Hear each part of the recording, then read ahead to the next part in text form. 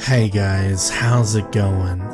This is Natnator, and welcome back to your weekly dose of Creepypasta. Long intro warning, here's your timestamp to skip right to the story. Alright, first off, happy Halloween y'all. I'm sure we've all been waiting for this day for a long time. You know, our community always flourishes at this time of year, especially on this day. And this channel is no different, at least this time. I have for you this wicked and hallowed evening, a story written by yours truly. That doesn't mean it's good by any stretch of the imagination. I just like to think it's special because, for once, I'm sharing my own demons and tales, rather than those of someone else. There's probably a lot to criticize about this story. I wrote it about 4 years ago, when I was really into Agatha Christie novels. I was somewhat obsessed with the idea of a locked room murder mystery. Like, how can you explain a dead body in a locked room that a killer could neither enter or exit? I added a couple of nods to Christie, as I was influenced by her, but to clear any doubt, I do not write to the same standards of her by a long shot. I was going for a noir-style, old-school Brooklyn detective vibe. Anyway, this stuff really fascinated me, and without spoilers, I hope my little murder mystery is worthy of the title of a creepypasta. Before we start, I wanted to address something I forgot about a while back. I have been sitting on this story for many years now, as I mentioned. I want to shout out Scary Storytime with Liam Vickers, because I actually had him record lines for a character in this story a few years back, since I planned to read this a while ago.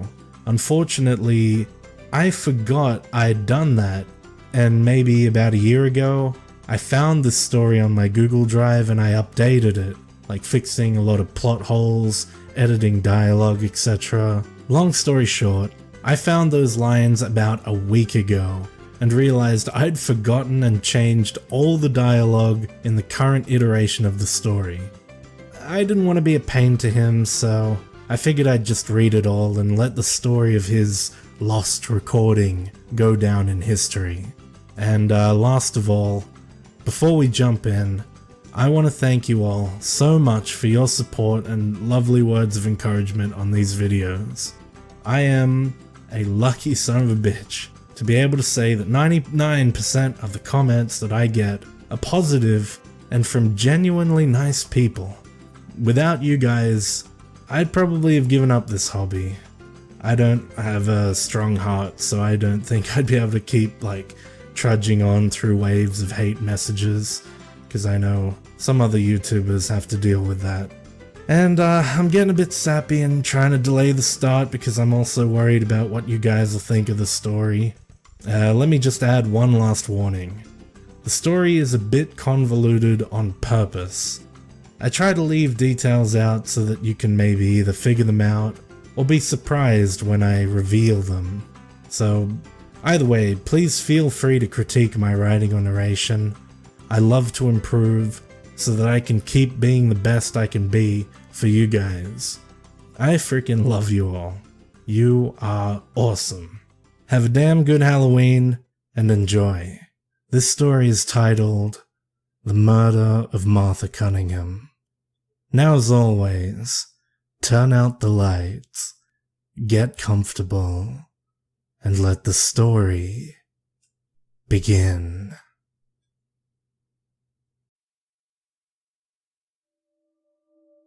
Wednesday, March 7th, 12:17 a.m.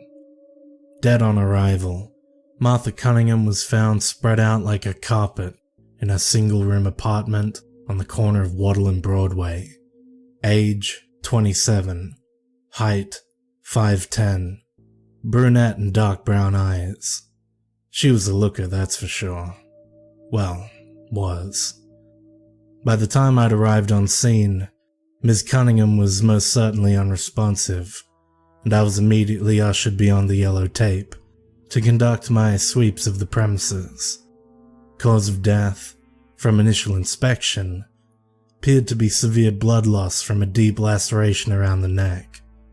The weapon, clutched in the hand of the victim, was a blood-soaked kitchen knife. The front door was deadlocked and the only window in the apartment was locked from the inside.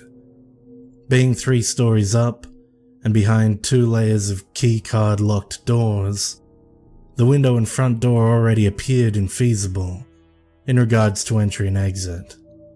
Further inspection showed no signs of a struggle. All furniture was neatly kept. No fingerprints or hair besides the victim's. The only thing that was out of place were 3 words scrawled in blood along the floor besides the lifeless body. Faith, born, greed. 12:41 a.m. Feeling for my field notebook, I managed to overhear a conversation between officers about a prominent paranormal investigator en route to the scene. In my professional opinion, the case was from front to back a suicide. There was no need for second opinions, much less from a paranormal investigator. Surely, the title itself proved the position redundant. There's no need to investigate the paranormal, because anyone who buys into that crap must be deluded. The scribbling sound accompanying my pen stopped as I felt a presence approaching me from behind. I began to turn, apprehension apparent as a voice struck me. "Might you be the acting detective here?" A sharp, eloquent question. It emerged from a man who was not at all outstanding. A shorter, rounder man, with a pointed face like his question, stood before me. He appeared to be slightly out of breath. A thin, yet visible streak of sweat pierced his red cheek. I gave him a once-over. It was just a quick sweep of the eyes, disguised within a blink. A worn brown overcoat, and matching trousers, along with surprisingly polished shoes. He held a briefcase in his left hand, while wearing a single glove on his right hand. As my eyelids came back up to see his face, I saw what should have caught my attention immediately. A black and purple bruised ring rounded the man's right eye. Ignoring his question for the moment, I nodded toward his face. "How'd you get that?" Mr. Page grunted as he raised his gloved hand to his temple. A look of pain flashed across his face as he massaged the side of his head. This moment of weakness was swiftly concealed behind an expression of impatience. "If I may, sir, my name is Harold Page. You may refer to me as Mr. Page. I've come here to conduct an investigation into the murder of Martha Cunningham." Mr. Page certainly didn't mince words. Taken aback by the abruptness of the man's introduction, I retorted, "Well, before you begin investigating, I believe you are mistaken." Mr. Page turned inquisitive eyes towards me as I continued. "You referred to this case as a murder. From what I've seen, all that happened here was a single self-inflicted wound. A suicide, if you will." He scoffed through his nose, before drawing an exaggerated breath. "Look, Mr. Detective Hughes, Andrew Hughes," I corrected. He continued. "Mr. Hughes." His voice was concentrated at me, but his focus was obviously on the scene beyond. "What might be seen as a typical case on the surface quite often is only a simple mask, yet to be uncovered." Trailing off, his interest had clearly lingered. Mr. Page shuffled into the room and began his investigation. 12:58 a.m. I returned to the scene, a warm cup of joe between my numb fingers. The commotion of something happening in this quiet part of the city had already died down. Passers-by passed by without a second glance. Strangely enough, the few policemen that were assigned to this case appeared to have left already, most likely headed back to the mountains of paperwork at the precinct, all with the exception of Mr. Page. Upon seeing me, the stout man shot up with a grim expression. "A murder indeed," he breathed, straightening his coat. I raised the cup to my mouth, awaiting his explanation. "It appears that you had overlooked a few rather elementary details in your investigation, Mr. Hughes." He cocked his head toward me as he folded his arms. Ms. Cunningham had taken quite some time and effort to put on her makeup before this suicide. His eyes didn't waver. Something like this is rather uncharacteristic of a woman contemplating her own death, wouldn't you think? I looked down momentarily, contemplating this theory. The second thing I'd like to note are the words written in blood beside her. Faith, born greed. A simple anagram really, bringer of death. Why would she write such a thing as she lay dying? A message, perhaps? Mr. Page stopped for a moment. He raised his hand to his head, as if struck with a sudden headache, before continuing. "Putting that aside for now, there is a very final and important point. I think it's well worth mentioning that you had already known that this was a murder from the very beginning." I believe that a confused and rather impatient expression had taken over my face, as Mr. Page immediately cut to the chase. "I made a call to your precinct in order to get as much information on the case as possible. They told me that the 911 call, made by Ms. Cunningham's neighbor, was the reason for your involvement in this case from the beginning." A 911 call? I opened my mouth to deny that, when a sharp, searing pain exploded through my head. It took all of my strength not to immediately double over, with hands gripping my hair. Suddenly, I remembered.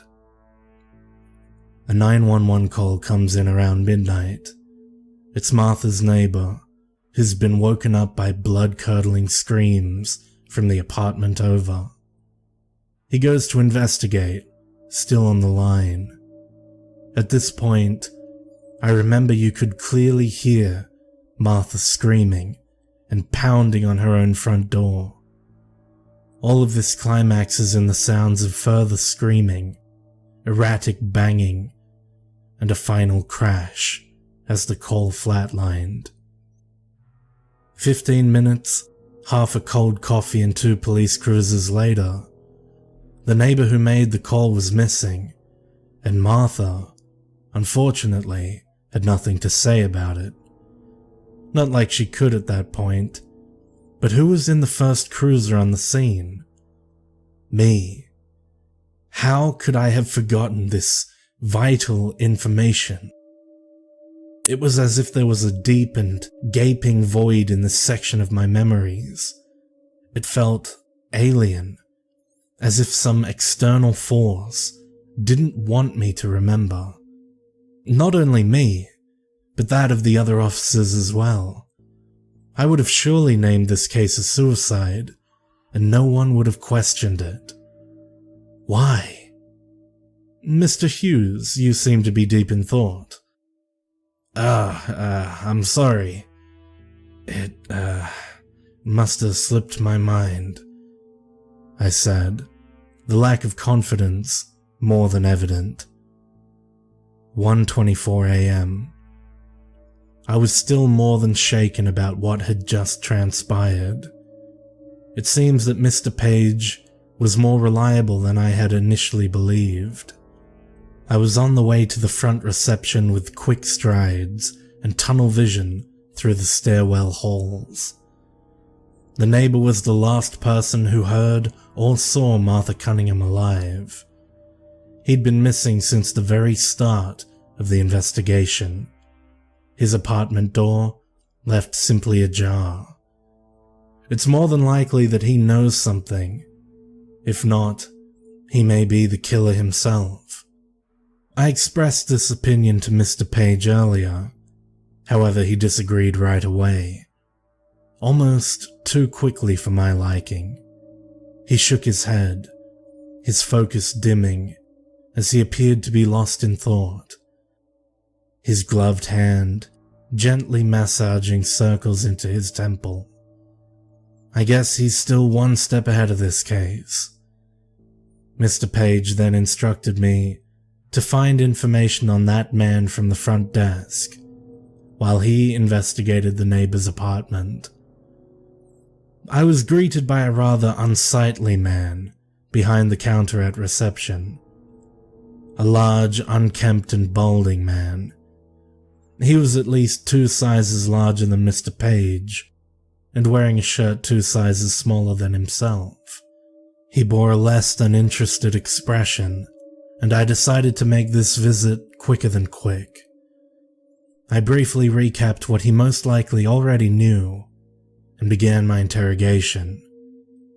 "Do you know the name of the man who lives next door to the victim, in 376? Any numbers we can reach him at? Addresses, family even?" He grunted, and with a thump, the receptionist dropped a thick leather-bound book in front of him and began to flick through the pages. He stopped every now and then to lick his finger, leaving a sickly colored residue on the page corners. Finally, his finger came to rest upon the name registered to the room number. Margaret Elmore, 54 years of age. What the fuck was going on here? A man made that call. 1:42 a.m. I bursted into apartment 376, calling loudly for Mr. Page. Amidst panting, after I'd torn my way up the stairs, I was answered with a heavy silence. Things just weren't adding up here. I clicked the light switch beside the door a few times and asserted that I'd be traversing the apartment in the dark. Attempting to steady my breathing, I moved cautiously into the apartment. In one hand, I flicked on my flashlight, and the other hovered close to my holstered handgun. Despite my thin field of vision presented by my flashlight, this apartment had the same layout as the one next door. Shining it up and down, taking one step at a time, the single-room apartment could be confirmed as empty. "Mr. Page?" I called out softly, some apprehension annoyingly stuck in my throat. I approached the bathroom door. This was the only part of the room that wasn't visible from the front door. My hand met the cold steel. With a click and a creak, the door slowly shuddered open. At first, my olfactory system was assaulted by the horrid stench that is associated with rotten meat. I swallowed my bile and prepared myself for what I was about to see. It was something that no man or woman should ever have to see with their own eyes. Half standing and half slumped in the 3x4-foot shower was the corpse of Margaret Elmore. I couldn't tell this at the time because I promptly closed the door and retreated from the apartment. Her body was later found to be wrapped and sealed in several meters of bubble wrap, thus allowing the body to stand within the shower. It also seemed to be the reason why someone hadn't complained about the smell earlier. She must have been dead for a week at least. An uncountable number of lacerations and stab wounds marked her body. This was the handiwork of a person, if you could even call them that, no less than a psychopath. 1:54 a.m. I took a short interval from my duty to recover outside on the balcony. My hands shook, and I swore the putrid smell had followed me out here. Mr. Page and I needed to regroup.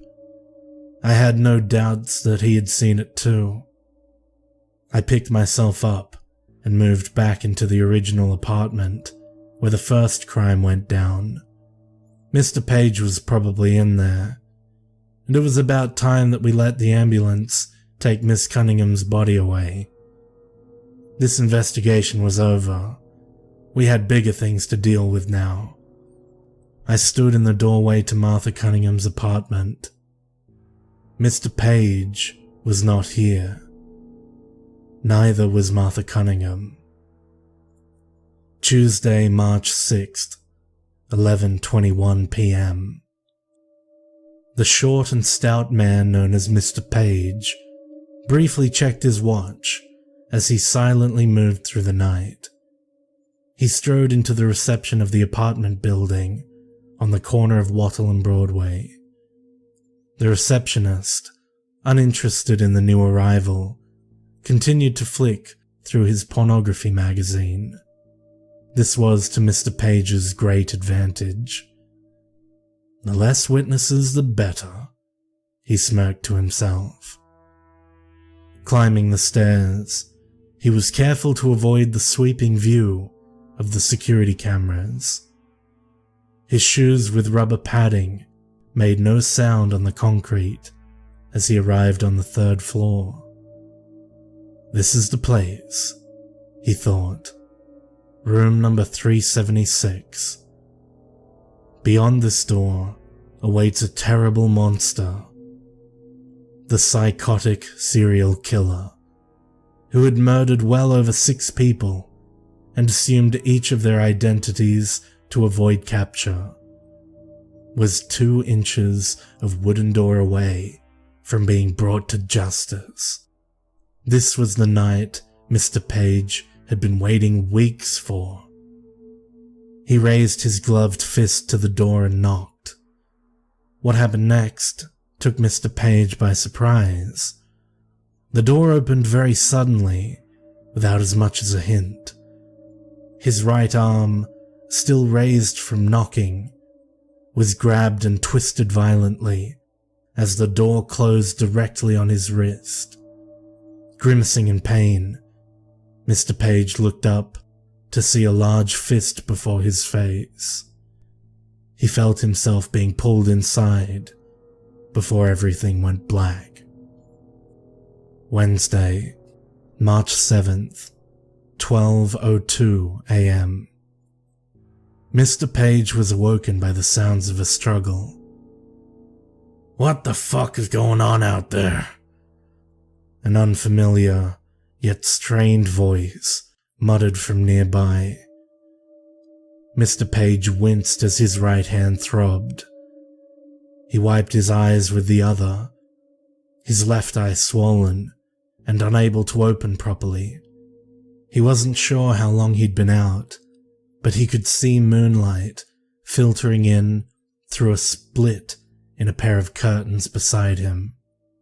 Suddenly his attention was grabbed by a loud shriek, and his vision focused. The screaming continued, and this was followed by the immediate sound of a door being bashed against. A figure, hard to make out in the dark, opened the door to the room Mr. Page found himself in. In the split second of light that hit the figure's face as he exited, Mr. Page was able to instantly recognize the face of the serial killer. He was on the phone to someone, and during this time, the screaming had not yet ceased, but instead had only grown louder. Mr. Page struggled as quickly as he could to his feet, mustering the strength to escape his captor. He felt this may be his only chance, before he became yet another victim. Reaching the door, he crouched down and peeked around the corner, the screaming and pounding much louder here. He watched the serial killer drop his phone, cracking and breaking on the concrete, as the door to the apartment over swung open fully. In the golden light that showered out from the open door, a dark shadow loomed large, swallowing the surprise from the killer's face in darkness. Mr. Page watched in silent astonishment as a feminine yet monstrous hand gripped the killer by the leg and dragged him into the apartment, kicking and screaming. It was in that moment that he knew, on that dark and cold night, there was a monster much more malicious living in this apartment block. The last thing Mr. Page heard as he fled from the scene was a hideous cackling coming from beyond the door. He ran as fast as his legs would take him, back to the safety of his car, with plans to go further still. He slammed the door shut on himself, now greeted by the silence of the night. It was only now, since he felt he was a safe distance from the apartment, that he turned back. In an instant, an unfamiliar, splitting pain began to enter from his temple. Like the roar of a train speeding past a platform, Mr. Page was unable to focus on anything else as he drew his hands to his ears. And as soon as it came, it stopped. He was vaguely aware of where he was, but not quite sure why he was here. Sitting in his car, he flicked the switch on his police scanner and pulled out his phone. As the voices droned on, he failed to question why the car was cold, as if it hadn't been driven in a couple of hours. Listening to the voice, detailing a murder on the corner of Wattle and Broadway, he failed to question why his breathing was sharp, as if he had been running for a while. And as he exited the car, dialing the number for the local precinct, he failed to question why he felt such a strong urge to avoid taking this call, as if he had seen something he shouldn't have.